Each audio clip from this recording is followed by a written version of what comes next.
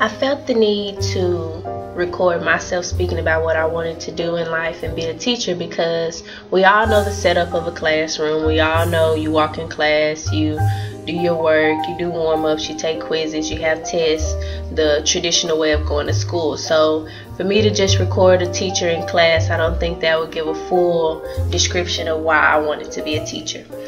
I want to be a teacher because I feel though the generation now, we don't have enough influences in the middle schools transitioning into the high school to enable the student to grow and know where they're going after high school, because a lot of students go through their high school career and they get to college freshman year and they still act as though they're still in high school.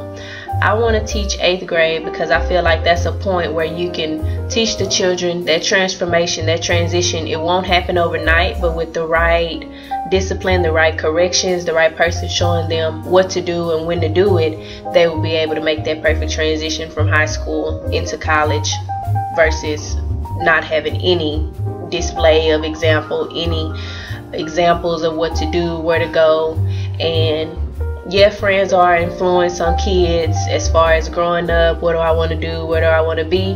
But some parents don't have that push or that motivation or the information they need to help their child transition from middle school to high school.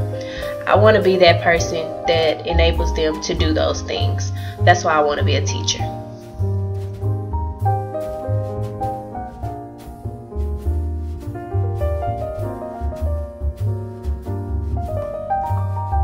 A day in the life of my classroom would include, we have interaction more than paperwork, busy work. I don't want to be that teacher where we come in, we have a traditional normal test, or we're going to do a quiz, we're going to have a test, we're going to have a warm-up.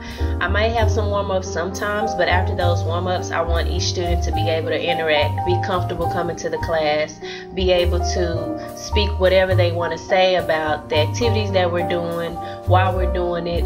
Not so much, oh, I just need to make this grade. I want them to walk away from my class having the knowledge they need, not just educational, as I said earlier, but personal, making that movement from middle school to high school. Most of the time when students come in and do the busy work, it's off of memory. Everything is based off of memory. Oh, I just took this test, I passed it because I memorized what I needed to know for that test.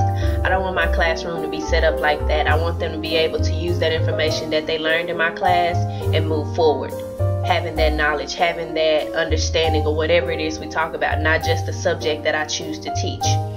After 8th grade, it's 9th grade. You have all these texts, you have all of these things, and most of the time you're memorizing. That's the key thing that the schools are doing now. Make sure you remember, and I want them to know that they can come to Miss Phillips' class, my classroom, and have an understanding of what's going on in the school system, why they're having to do something, and when they're having to do it.